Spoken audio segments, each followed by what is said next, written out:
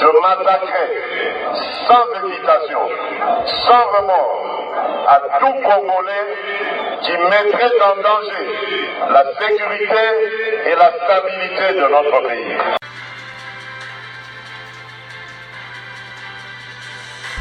Bonsoir, bonsoir, bonjour. C'est Congo News 24. Bande Konanga, comme toujours avant de commencer notre émission, nous disons merci à Dieu. Nous disons merci à nos chers abonnés et téléspectateurs qui nous suivent partout dans le monde et en RDC. Bande Konanga, soyez les bienvenus. À la une, chers téléspectateurs, débat sur les propos de Fachi Bandeko Bokoyoka. Ma question, interview, Oyo Batun Boyoka Ndeko Eric, Makambo be expliquer pourquoi Fachi Aloba Kibongo. Que je m'attaquerai à tout Congolais, sans hésitation et sans remords, qui trahira la RDC. Tous à la connecter, peut-être développer une émission là-dessus. Deuxième point, chers téléspectateurs, affrontement Bandeko entre armée rwandaise, M23 et les Wazalendo. Retour du peuple. Peuple a bani kozonga. Ba Wazalendo bazo sala masolo. Population a des villages wana. Oba kimaki. Wazalendo albo zonga tozao. Bango tubazongi. Ezaya koyinda. Esi yindi. M23. Bokuzo ba défaite à Wazalendo. Alors, tozala connecté bandeko. Troisième point, c'est téléspectateurs. Au sommet de Luanda. RDC va bientôt coordonner les opérations de l'EAC. Makambozo changé, alors Bemba, le Tundula Bango Nyoso Bazaki déterminé, était FARDC, Bako diriger opération à l'est. Ndebomona Chiko peut-être Yemuta Kozala, ko diriger opération à Dongo à Kenya, à Colombo. Tous à la connecter, peut-être développer une émission là-dessus. Chers téléspectateurs, émission là-dessus Bandi. Et comme il tente sur l'ensemble la situation politique à RDC. Yebsa Moninga était tango et cookie. Bandeko tango za ko invité, yebsa bandeko ba s'abonner parce que awa bako zwa ba vérité. Ya oto esa bandeko chaque fois. Alors, erangwe cookie, soko zake na WhatsApp, Facebook ou place aux Zagaka. Et yebsa baninga. Alors bandeko toko banda directement na oye yindi na Kinshasa. Pourquoi Fachi Alobaki moto nyonso ko attaquer oye azako kotia désordre na mboka ou azo trahir RDC. Je m'attaquerai à tout Congolais oyo azako trahir mboka sans hésitation et puis sans remords. Maloba wana est touché ba Congolais. Bamusu batuni Fachi akomi donc eza mobula bato non alobi yango toko expliquer yango ezaki na dévolé ete sans hésitation bakokanga yo bakoperquisite ndako na yo ozala nani na RDC mutu mote aza likolo ya mibeko bakokanga yo bakosambisa yo na haute cour militaire. Bandeko haute cour militaire de fin. Kuna ba liberté provisoire ezalaka te. Ezaya koyinda ezie yindi. Kuna eza somo. Alors, sans remords, c'est-à-dire ndenge baza kosala mabe na mboka. Tala batne ba nyoko na S. Bokoyoka ndeko Eric ndeka expliquer yango très bien. Tala batne bazo souffrir. Tala peuple congolais bazo bomo bandeko na biso na ba Rwandi. Bamona yo zo ko coopérer na Rwandi, c'est fini. Azolo ba mpo ayebi akwa mutu. Bolandi 20 morts. Ba tire pena camion o ezo kende na nzela kwa mutu ba beti yango masasi. Bandeko biloko wana mokonza mboka ayebi babasi ba ayebi. Banani baza ko diriger ba Mombondo, bana ba osa makambo wana. Banani ba kopera kana président rwandais. Basi ba yebi bango. Bande bokomona. Avant élection tala, bango ko ba wele élection Fachi avant élection. bokomona bate bomona vraiment kamunde kobima bamusu pena bakoma bakangi ko sans hésitation bakokanga yo. Et puis alobi le kamba droit de l'homme. Pourquoi insister sur droit de l'homme? Européens occidentaux ba koloba fachi au respect du droit de l'homme te. Alobi kuna kutso ba ye panaye ya kulaksamo kaza démocrate. Là où il vient. Makamo konzamboka alobi biso tolingi ba commentaire rebeliti. Bokoyoka awa ba question o bakotuna. Pourquoi chef de l'État alobi bongo? Pandeko, makambo za minene. Ba vota ki ye ezate po atia il faut ba décision makasi mikolo yo bokoyoka. Déjà la EAC moto zopela. Faire des sazoja commandement ya EAC. Luanda mputulu emati. Okita do luanda zaki ya koyinda. Metozo ya napona. Bandeko facha lobi yango clair. Ke ako atake mutu nyonso wazo trahir mboka sans hésitation. Kwa yolo wanema kama droit de l'homme te fachi état de droit boena boui. Alors totanga peto yoka discussion ezo salama na maloba chef de l'État bomona niveau mboka komi ndenge fachi akomi boyeba ete nabo ba ocha makele na opposition bozana problème sérieux. Avançons. Débat sur les propos de Fachi. Je m'attaquerai à tout Congolais qui trahira la RDC. Donc yoko trahir pays oyo oyeba ete talaka na sima. Mokonza mboka zaka pembeni na yoana. Mboko mona makamu na bino. Donc eza kutu makamu okende gauche droite moto nyonso ayebozo trahir mboka ifo bakanga yo. Osomona ezakud makamo kene gauche droite il faut compte aux alosare alors qui trahira la RDC donc il faut bakanga yo. Alors je m'attaquerai sans hésitation et sans remords à tout Congolais qui mettrait en danger la sécurité et la stabilité de notre pays, peu importe qu'on dira violation des droits de l'homme, privation de liberté, je n'en mordrai pas. Parce que démocrate, je suis, démocrate, je resterai. Ozoka, c'est-à-dire droit de l'homme, c'est pas européen.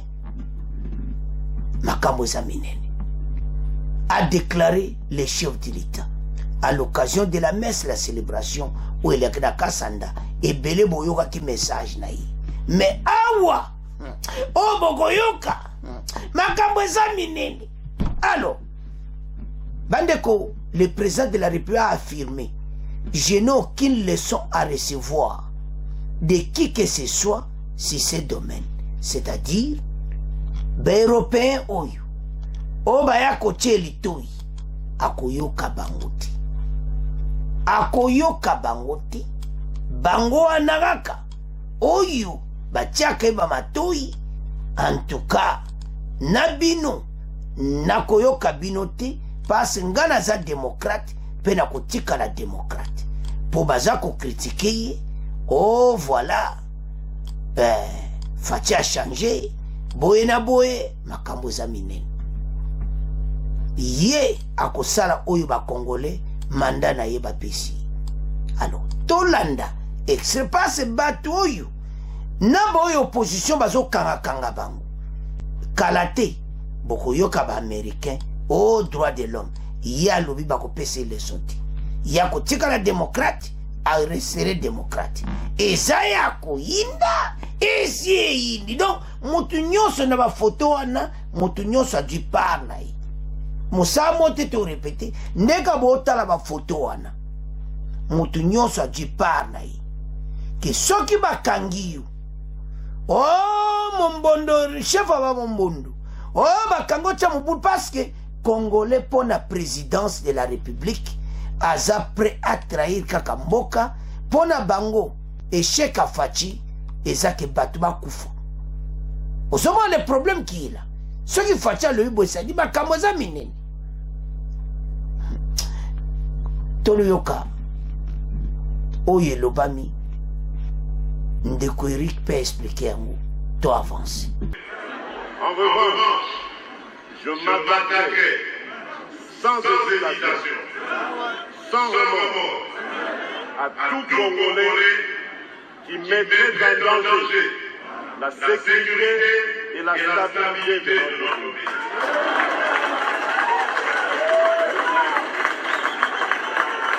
Peu importe ce que l'on dira, violation des droits de l'homme, privation de liberté, je n'en démordrai pas.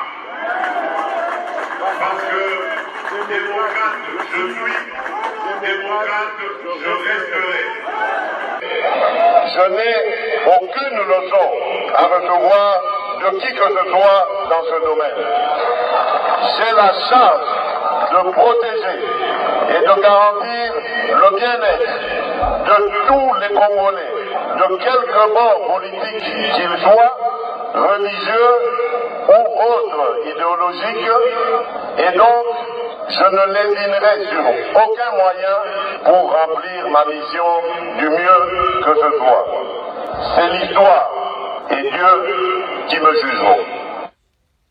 Eric Nindou, directeur de la cellule de communication de la présidence de la République. Depuis cette prise de parole, les gens se demandent s'ils ont bien compris le président de la République. Alors, le président Tshisekedi annonce-t-il dans cette communication vraiment qu'il ne tiendra plus compte d'aucune loi pour agir, ou voulait-il dire au contraire qu'il n'accepterait plus de violation de loi par les Congolais sous prétexte qu'il pourrait crier à la violation des droits de l'homme? Je pense qu'il faut être vraiment de mauvaise foi pour pouvoir travestir le discours du chef de l'État. Il a été clair. Et comme vous l'avez passé in extenso, et je vous en remercie, pour pouvoir qu'on le comprenne dans son contexte et qu'on ne passe pas justement une prise de parole hors contexte qui pourrait déformer les propos du chef de l'État. Et donc il a été clair. Il a dit que lui-même, en tant que garant, et ça c'est la Constitution qui lui donne ce pouvoir en tant que garant de l'unité du pays, il va mettre tout en œuvre pour garantir la stabilité, la sécurité des Congolais. Parce qu'il est là pour servir le bien-être, de garantir le bien-être de chaque Congolais. C'est-à-dire aussi bien les Congolais qui sont pro-Tshisekedi que même les Congolais qui sont ses opposants, même ceux qui le critiquent.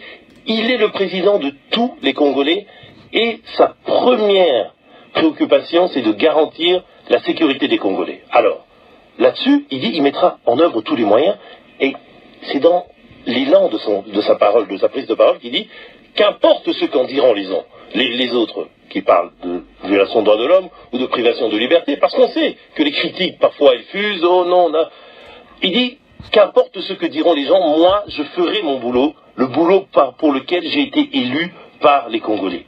Vous savez, le premier des droits dans un pays, c'est d'abord le droit à la sécurité des personnes et de leurs biens. C'est ça qui est important. Pour qu'il y ait un cadre démocratique, un cadre de développement qui puisse se mettre en place dans un pays, il faut d'abord que les gens puissent pouvoir vivre, qu'ils ne soient pas menacés, comme aujourd'hui. Nos frères et nos sœurs à l'est du pays sont menacés par les terroristes du M23.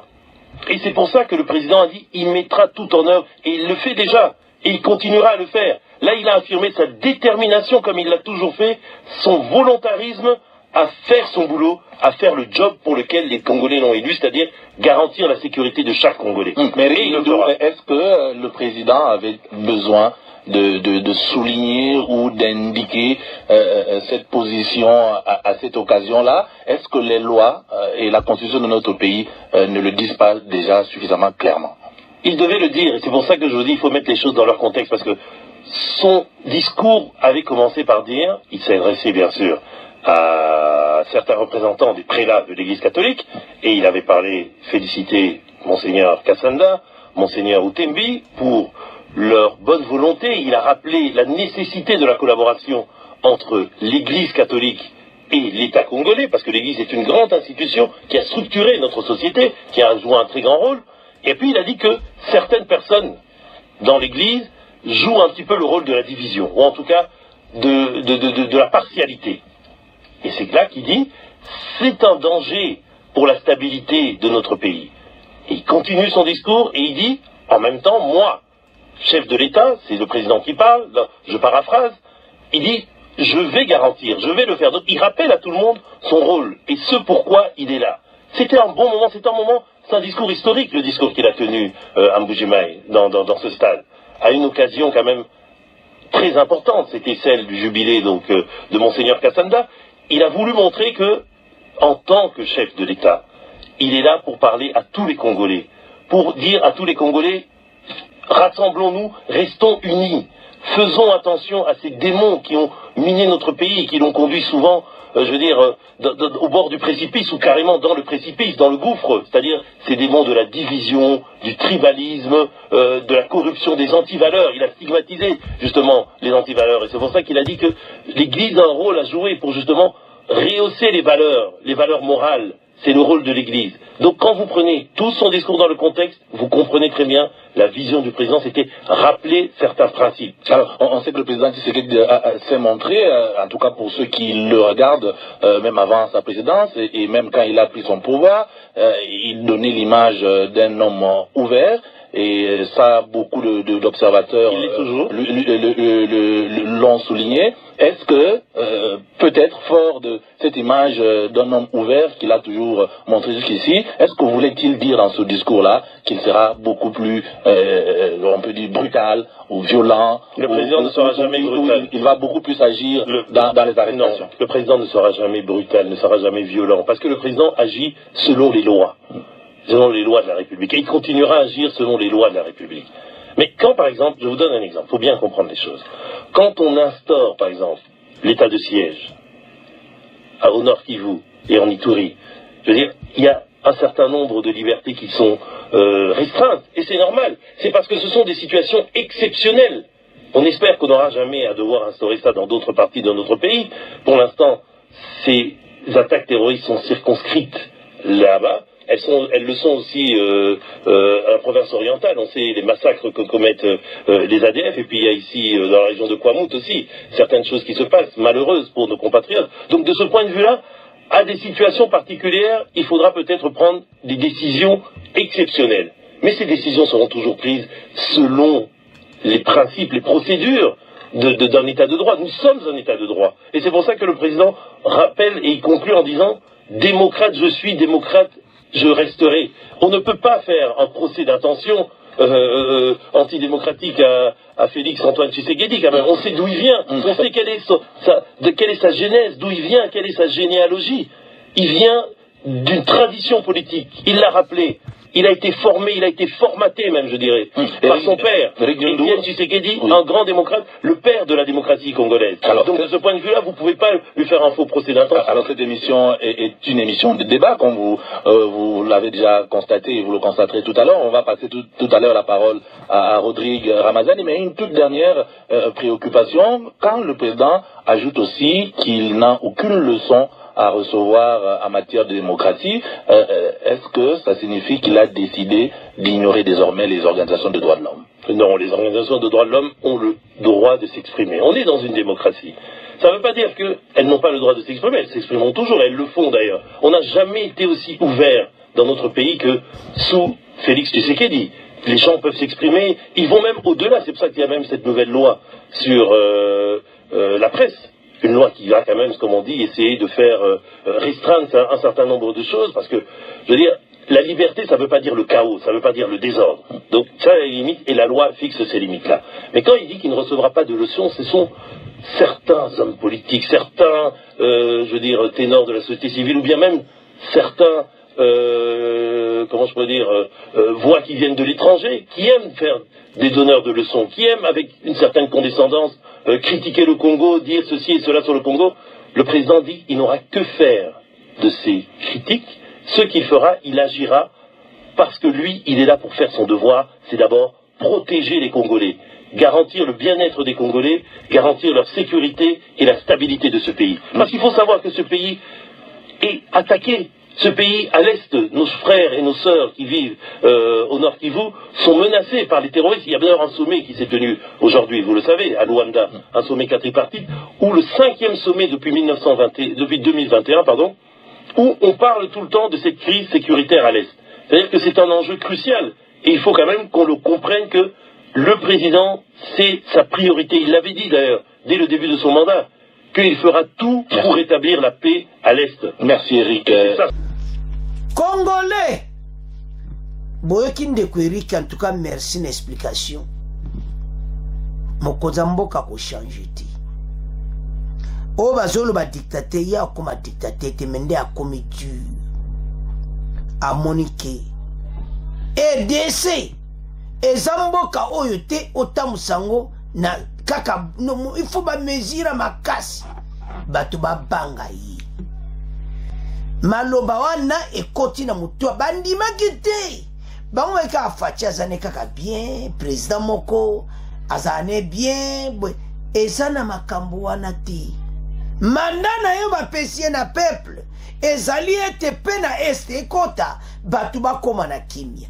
Yo mutu oyo zobongisa na bamombondo, na yo ni mutu okopere na Rwanda si na M23 na lesa EDC. Tokozala na yo mayele, pe tokokanga yo. Ok, landa boba zana prison deja ndulu. Ok, na o cour militaire, okovanda kuna. Naba mwanga shushu. Bino nyoso, boko beta ba carte ba dam, boko vanda kuna. Bebele bako beta ba 20 ans, kuna na prison. Botika o bozo sala, botika ko trahir mboka, botika ko bebisa mboka na biso ezana besoin a paix. Mboka oyo ezo senga liberté batu batambola na kimia. Bolandi bandeko ande be expliquer. Bandeko l'heure est grave. Situation tozanango pour le moment pour na élection. Btala maseke abatui. Telemi ezo dio tozata machete kata ba maseke wana. Ba telemi le kolaka pouvoir kaka na koma place à Félix Tshisekedi. Yo koma place na ye. Okatse ça facile. Kene bochali baya. Pourquoi olingi otia les pays en danger? Yango fatia moni jaba jena bango. Ke ba créer trouble moko na EDC tala. Quelque chose à millionnaire. Quelque chose mbongo na yezo sopana. Botala ba photo wana bien bango nyonso wana. Ba mbongo na ba sala pour ba sa mekate ba kokanga bango. Sans hésitation. Sans remords. Vous serez aux arrêts et transférés à la prison de Ndolo. Oyoki, kalate, bakotia ba pavillon musona Ndolo. Pona ko kanga bato bazo trahir mboka. Kuna haute cour militaire, baza ko sala vraiment solo. Vrai ko sambisa. Monga shusho ebe kande na okene na kobima te. Ovanda kuna. Makamweza minene. Bandeko, les Congolais totelema pona intérêt ya mboka. Et c'est sous-tenté tola la bapongi. Alors, bande konangai, tolandi bisonyon sur le chef de l'État, tolandi ba décision, merci nandeko oyo. Eric, explication na yo. Et saliba Congolais vrai, mitema penozo ka kitoko. Donc, oyo kaka intervention moko aiko intervenir pona kolaksa ba Congolais qui est fachi. Bandeko, RDC changé. Makambo Eric alobi ba Congolais nyonso ba yebi déjà. Tala akotika la fachabi, je resterai démocrate. Quel que soit ta droit de l'homme au Occident ba yeba lobi no droit de l'homme. Ya lobi ngana tika les démocrates. Tala facha akotambola na ba européen ko na ba américain sans problème. Aza diplomate.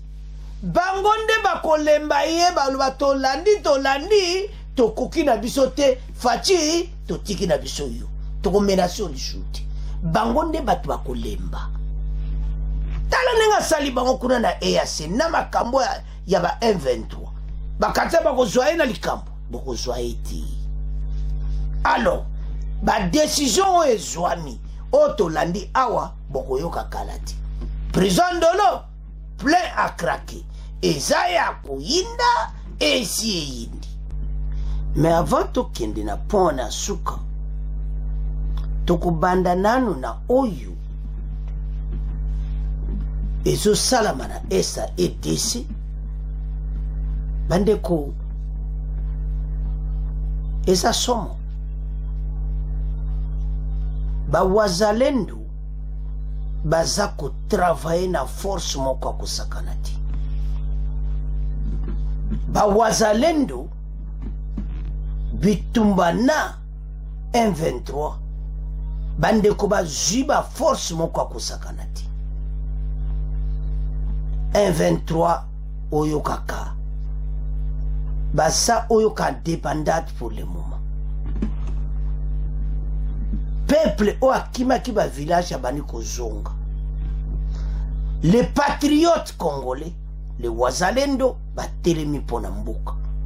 Bino kuna na Luanda bosolola biso koto guerre zo continue to bengana batu. Oyebiloni ba bazosala.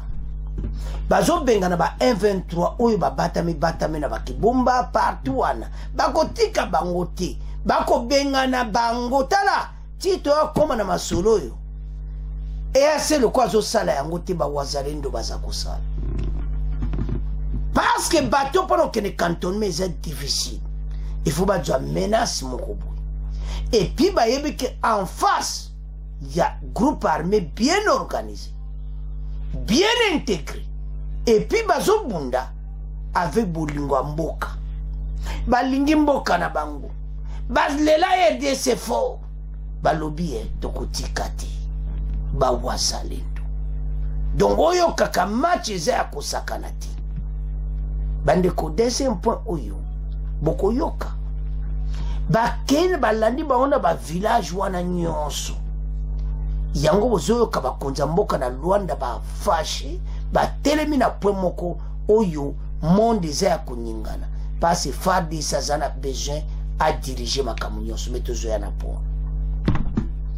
Alors maintenant bana mboka ba wasalendo bazo sala fierté a été ici. Balobi na M23 okomona biso na nzela na bino. Quel que soit ba arme na bino makasi wala ba sale association. Tous les groupes armés balinga bakota na PDDC bas bango tout batelemi pona mboka. Et puis peuple azo betela bango maboko. Parce bazo bunda pona mboka. Et puis batelemi na ndenga mukiti. Voilà. Bandeko, tout a commencé le lundi. Ba attaquer position na bango. Bango ba lui a le taux avancé. Bango ba bani ko attaquer bango siko. Ba pied ba pengani bango na village ou bazalaki. Donc ba pengani bango ba kei. Alors peuple a bani ko zonga na village. Félicitations les wazalendo. Autodéfense. Obazo bunda pour l'intérêt de la EDC. Bande konazana fierté moso na otala bango. Nazo mwa lokola FARDC bendele koyati.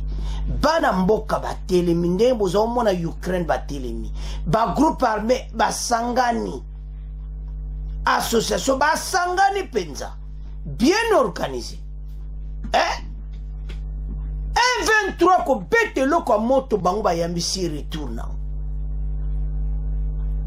Et puis bazo lité bazo bunda pour l'intérêt ya mboka. Bino kona bo beta masolo na Luanda. Biso atoza ko avance. Mission ezani to d'expliquer ba Congolais. Ba jeune wana ba yo comprendre te bato ba batame ba Rwandais bazo katsa bazo ya bazo former ba base na bango. Bango mission moze ba base on ezala détruit. Mission na bango ezali te batwana ba muna ba arme na bango makasi bazana ngo ba vivre pe ba arme makasi o wazelendo azana ngo. Bino bokansi kaka ba groupe armé kaka bango M23 armée rwandaise bazana ba arme makasi ba wazelendo bali biso peto zana ngo. Et puis ba komona bango na nzela nyonso parce que aux alentours à Nirango, partout on a battu, batami. Il faut qu'on bengana bango. Alors, bande komi kono yo, présent rwandais azo comprendre ti. Ba jeune oyo bien organisé. Bango ba gotala bo bakansa FARDC, ces affaires de seti. Ce sont des jeunes, ba j'ai formation qui toku, bazakobunda. Alors, match ezaya kosakanati. Mais tout temps to me ko comprendre le scénario yango, comment les wazalendo ba pengane ba M23 et botala ndeni population za kozonga. na esengo na ba village na bango eza ya koyinda esi eyindi. Avançons. Le Waza. Affrontement entre l'armée rwandaise M23 et les Wazalendo. Retour du peuple. Peuple abari kosonga. FARDC azakolo l'arbitre. FARDC azotala. Chiwe wazotala. Constant Dim azotala. Ndenge bana mboka bazosala masulu. Quel est sengo tozanango? Les Waza. Félicitations. Tala. Ba jeunes oyo. Ils sont déterminés. Les patriotes Wazalendo baza vraiment déterminés à finir na ba M23 oyo ba yekotia désordre na mboka na biso. Bitumba oyo FARDC azaka kotala azomona ndeni armée rwandaise bazo pakata mbango na biloko na bango. Les résistants patriotes bazo sala musana bango. Bandeko eko koma na point moko parce que ba jeune o bazo mériter maloba na bino ba congolais.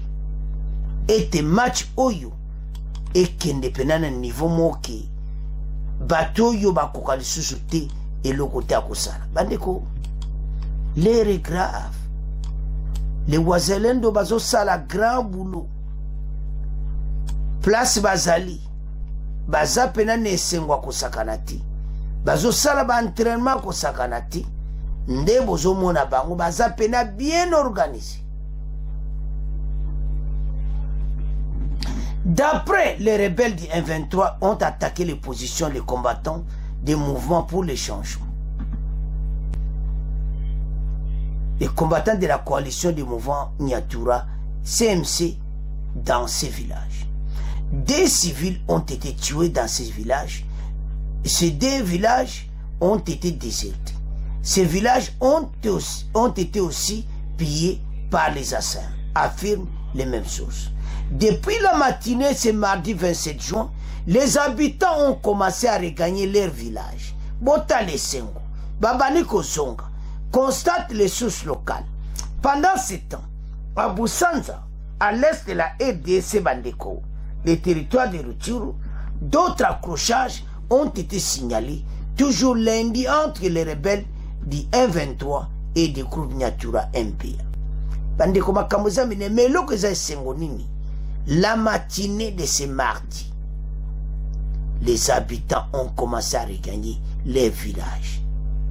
Alors que l'effectivité du retrait du M23 de ces deux territoires sont déjà déployées, les unités de la force régionale de l'EAC sont attendues. Ces rebelles s'affrontent régulièrement avec des groupes d'autodéfense. Bango balwe bakotika bango te présent rwandais na batunaye tozana bino tina suka. Depuis le début de ce mois de juin, les acteurs locaux et la société civile disent avoir enregistré une dizaine d'accrochages. C'est notamment dans la zone de Tongo, dans le groupement de Bukombo et Busanza, dans les territoires de Rutshuru, ainsi que dans les deux groupements de la chefferie de Bachali en territoire de Masisi. Banamboka, Batelemi, alors Rwanda déjà a soufflé aussi là. Avant même FARDC déjà bateau bakosi là parce que bandeko tala ba jeune oyo bazo sala boulot na bango na bolingo nyonso yanto lo ba le waza salama solo bandeko et ça somme. Alors tout yoka confirmation nan des peuples za kozonga na le Wazalendo ne basa masolo bongo to avancer l'émission na biso. Au Nord Kivu également, la situation sécuritaire demeure tendue dans les territoires de Rutshuru et de Masisi, ceci consécutivement à des affrontements récurrents opposant les rebelles du M23 aux groupes armés locaux, dits les Wazalendo. Les derniers affrontements datent ont eu lieu hier dans la zone de Bukombo et Busanza, territoire de Rutshuru. Bernardin Nyangi nous fait le point. Dans le groupement de Bukombo-Chefferie de Brito, des tirs ont été entendus toute la matinée hier lundi dans les villages Chongi et Kavumu. Selon les sources sur place, les rebelles du 23 ont attaqué les positions des combattants de la coalition de mouvement pour le changement Semsenyatura dans ces villages. Selon ces sources, 2 civils ont été tués dans cette zone qui s'est vidée de sa population avant d'être pillée. Déplacés momentanément à Bukombo Centre, ses habitants retournent dans leur village ce mardi matin, disent les mêmes sources. Pendant ce temps, à Busanza, dans l'est du territoire de Rutshuru, d'autres accrochages ont été signalés toujours hier lundi entre les rebelles du 23 et un groupe Nyatura MPA. Le bilan n'a pas été révélé. Signalons qu'alors que l'effectivité du retrait du 23 de ces 2 territoires où sont déjà déployées les unités de la force régionale de l'EAC est attendue, ces rebelles s'affrontent régulièrement avec les groupes d'autodéfense. Depuis le début de ce mois de juin, les acteurs locaux et la société civile disent avoir enregistré une dizaine d'accrochages. C'est notamment dans les groupements de Tongo, Bukombo et Busanza en territoire de Rutshuru, ainsi que dans les 2 groupements de la chefferie de Bachali en territoire de Massissi. Bandeko, les Wazalendo, ban autodéfense, Bandeko Nandenga Mukiti. Batelemi pour l'intérêt de la nation. Batelemi pour la mboka. Yo Congolais, betela bano maboko. Boakela bango ba fleur. Kaka ndetolo ba bendele koyati. Le waza. Salama solo. Ba Rwande babani ko pakata bambangu na kata nyirangu. Ba Rwande bazo comprendre te. Force zubi marakata zamba oyo. Force oyo uti wapi. Uti wapi? Ah, boyebela. Makambo oyo to oke na ngubongo te. Bandeko tala. Ezalaika ko to do baka o politique na Rwanda te. Politique e salama bana mboka pe bazobunda. Tuzo beta city. Eza farde city. Autodéfense. Oyo bandiko kufa pone kolo. Bango penza. Na ebite soto ko sala bango parade. Poko mona ke population bolandi population bani kozonga bandi koze sengote na ba village wana o 123 zo martete bango 123 za dégager kei parce que zo comprendre koto bazakuya do bango tout basangani pour l'intérêt de la nation. Alors ce qui total la makambo si les Wazalendo bako sala paya boy. Mais yo un Congolais quelque part, ozo créer ba mumbondo. Quelque part, ozo coopérer na ba 123, na ba ADF. Non. Mokonza mokaza déterminé. Ba zoyote. Mikolo fachiso ba ziyo komona makamuna yo. Okomona pena makamuno parce que ba lobby sans hésitation. China prison. Kangayi. Prison. Tchaye. Ba prison peut y trahir mboka. Et ça va 20 ans. Alors, makamot bolanda imele wape sa discours wana vidéo wana bande kotala. Tanwa zoloba. Ozomona clairement ki atelemi pona mboka. Aolo wa pour l'intérêt à ETC. Et puis Congolais nyonso amona ki détermination mokonzi. Que sans hésitation. Batu nyonso balandaki. Même ba ministre bazaki na yi. Ba kamere batwana nyonso baza kotala fachi ba ondima te. Ba mona obi mokonza mboka fachi boyebelaki azawana lisuti. A comprendre mena bande kotala fala umela pena nte. Ayebe bonga onzo ande zakabuye. Il faut zala makasi. Et puis ozala strict déterminé na ba décision na yo. Alors ba décision makasi azui yango. Siko sona otala makambo ba Wazalendo bazo bunda na ba 123 o. Mboka batu baza kokufa. Ba 120 ba Rwanda bazo ko attaquer biso. Non. Eko koma na l'air moko. Ba Wazalendo wana population nyonso mboka ko telema. Bandeko ba telemi bazo sala ba formation militaire na bango. Rwanda zo comprendre te que bango bako benga na ba 123 na ba village. Pression ko ka kite fale ba kite. Tanto tala biloko. bato oyo kwa bayoki te bitumba ekokontinue kaka. Boyeba ete biso tozoluka FARDC attaqué, mais bawazalendo bazwi esika tobetela bango maboko. Peut-être yo kotuna loba simplement bakokoka na armée rwandaise.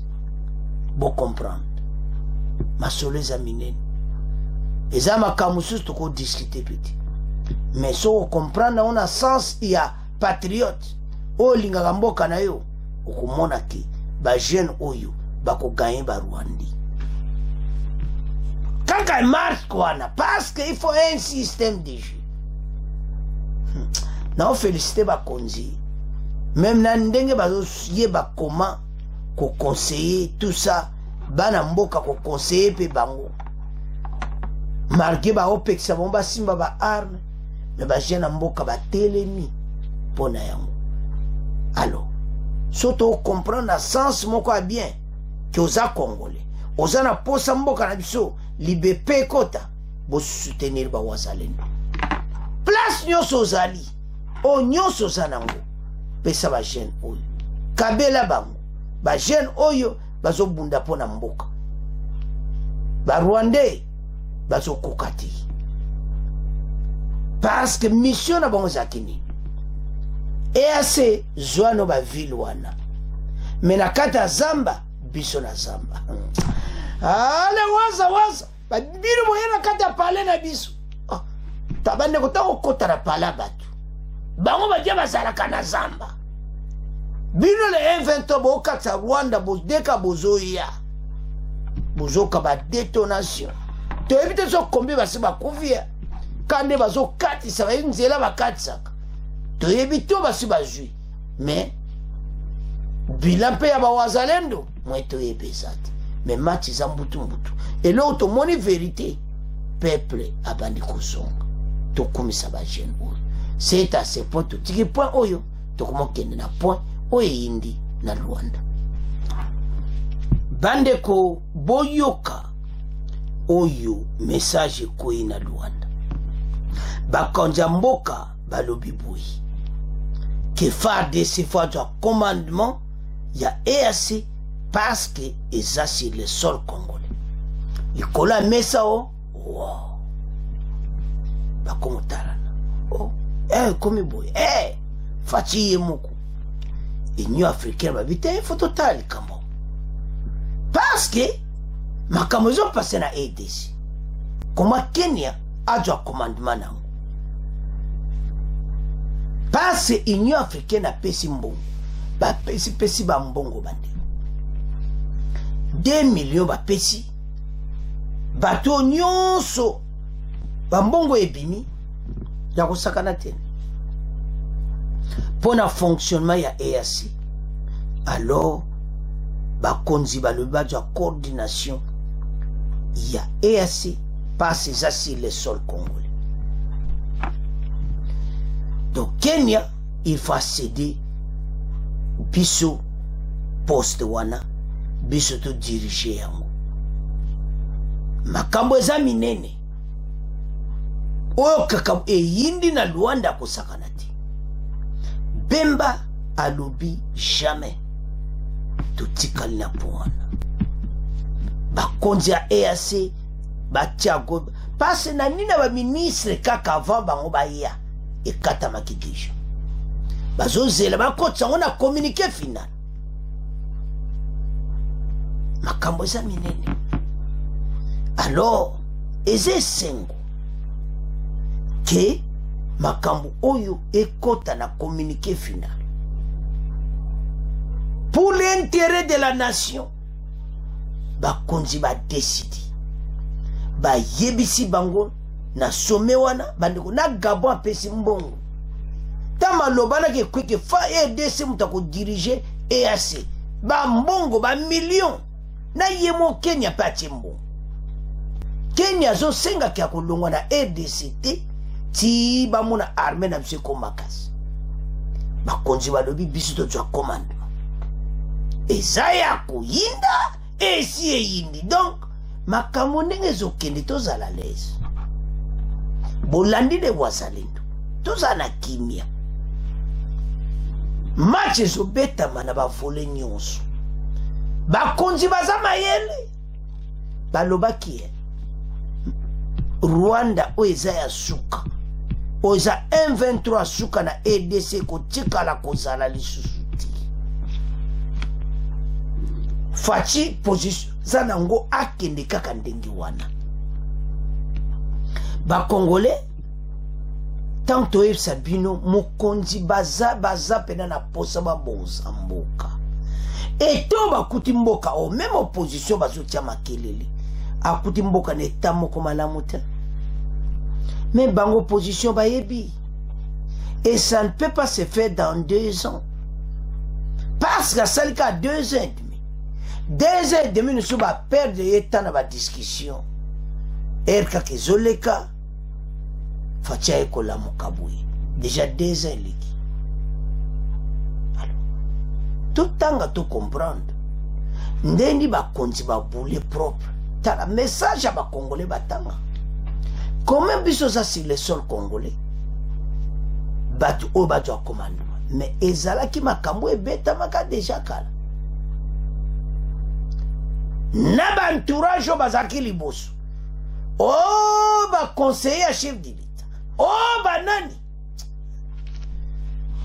yango faut ba beta ka mbala na makala alors na ma situation oyo bakonzi ba raisonner bemba bango nyonso ba telemi na position wana na banyamusi lutundula balobi biso foto ya commandement ya EAC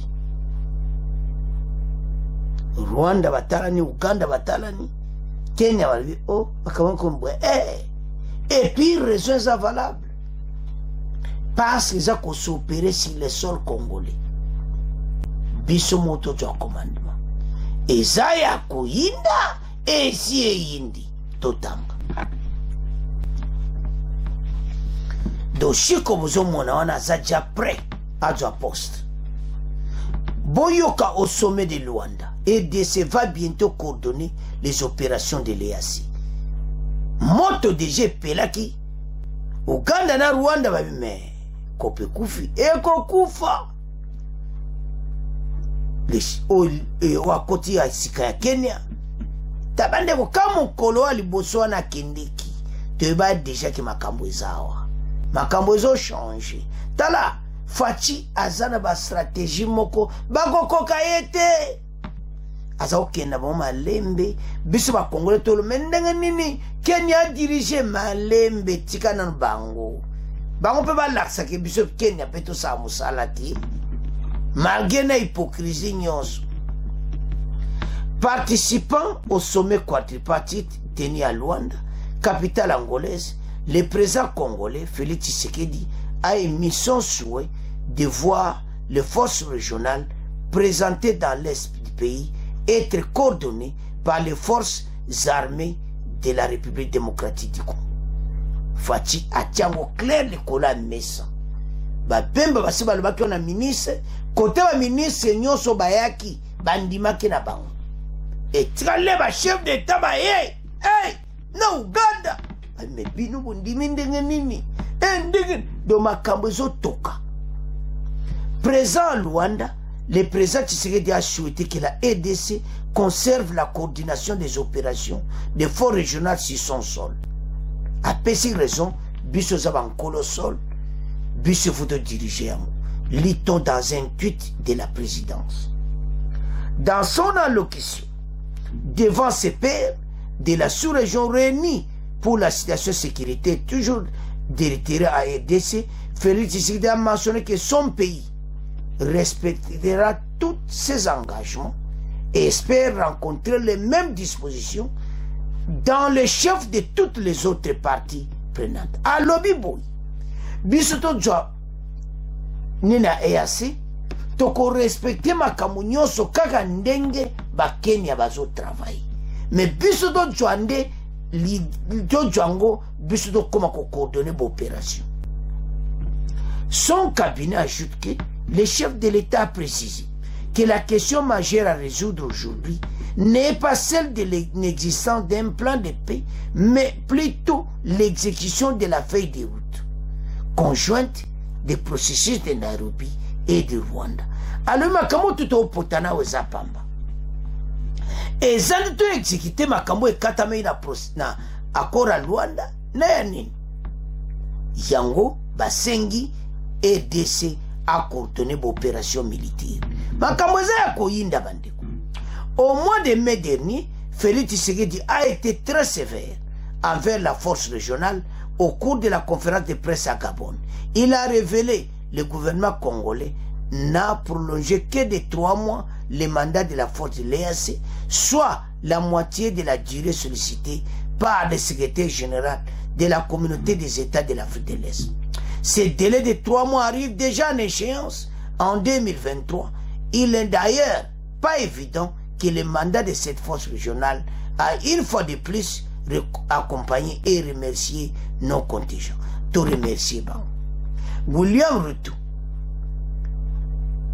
a lobby Tshisekedi que l'inefficacité à force régionale en 6 mois, bango ba sali kuleka 30 ans. Bon, c'est le bango. Alors, sikoyo, tant makambo to otala, bozo mona clairement eti, bango bazaik bao linga ka bazala wana. Mais bakonza mboka ba betisiti. Union africaine et EAC signent un accord de subvention de 2 millions pour le fonctionnement de l'EAC. Yango mbongo kwelikola mesa, fatia lobi mbongo wana, biso de coordonner l'opération. Le sommet est également penché sur la question financement déployé au Nord Kivu. Le sommet, avec préoccupation adéquate et durable, à cet égard, la Commission de l'Union africaine Bandeko, Bapesi Bambongo, se félicite de la signature de l'accord 2 millions de dollars entre l'Union africaine et l'EAC en facilitant le fonctionnement de l'EAC ERF et félicite le République d'Angola et du Sénégal pour leur soutien de 1 million d'euros chacun au processus de Nairobi dirigé par la force EAC. Alors, Pesi Mbongo wana 2 millions et puis Eze Sengo, Sénégal na Angola peut Pesi 1 million d'euros. Alors, bandeko, kodja coordination yo ezaki tokoto développé. Lors de la réunion ministérielle du sommet de la quadripartite ici à Luanda, la République démocratique du Congo a exigé de conserver la coordination des opérations et tactiques des forces régionales qui devront intervenir dans l'est de la RDC en laissant le volet politique et diplomatique de l'Union africaine. Chers téléspectateurs, makambo yango tozakoluka. Tala mokonza mboka za sage atiki ba Kenya bo diriger l'opération. Boye comme il attend lui. Bisoto Zouango. Après ce discours, ne devant pas présent Nyon Sobayaki, à l'objet que Tina Tozo Yango, c'est parce qu'ils ont opéré sur le sol congolais. Alors, Mbalamoka la après ce discours naï. Tant à l'objet Yango, Bazako Kote Sango da communiqué final pour Ekota, c'est-à-dire Bayokana, Ndenini. Ce qui chiko chitambo mutakoza yemoko chiwewe ou bien nani ko sandima nana ko jwa opération ya EAC à l'est de la RDC. Alors bako ça l'échange mise et reprise. Donc bazozela confirmation même à solo déjà à lobi ango na discours et puis pourquoi parce que ba ministre ba yaki avant il y a un pays à EAC. Bemba a président, le ministre de la Défense, il fait le tout va discuter nango. Alors, tu as déjà nango compromis ces Zouamaki. Et Belé va m'en quitter. Et descend du commandement. Il y a force à EAC. Voilà. Makamoza minen. Alors, il y a un peu ça va congolais tous en akimia. Ba konzi ba okeni pena nango kitoko. Mukonzi a petit peu de suka na discours. Alors, toujours diriger commandement. Et ça, important. D'abord, et ça, ma belle nabiso. Ngana se souvenir, chaque fois que lobby ba Kenya ba diriger, na mona ka ba commentaire ba congolais nyonso. Ba konzi ba tangaka, ba kaboto komaka. Yangoti. To banda kala banda ka novembre bato ba ya. Mais pourquoi faire d'essayer moi qu'on diriger à Mouti Yango. Ba konzina biso tala bandeko soko mona ba américain na ba européen mayele siliba bazo koka mukonza mboka te bazo comprendre pété bayeba eti mati zo changer kala te biso moto diriger EAC ngai mikolo nana zo diriger SADC Fachi a président SADC. Peut-être vous connaissez, peut-être vous ne connaissez pas. Et puis il y a coupé ça. N'a moins d'informations au SADC à quoi il y a des sociétés. Oh, ande ko tout chika ko décourager bato. Et je pense ça nga passer na be mission muso bato basala. SADC à sa présent. Na masolo oui betama na Luanda même le loi communiqué final SADC azali. Ya oto isa ba congolais to keba mikolo. Ben information ma ko biamusha manipulation. Ya ko tia peuple na mubulu. Yaka na Congo News 24.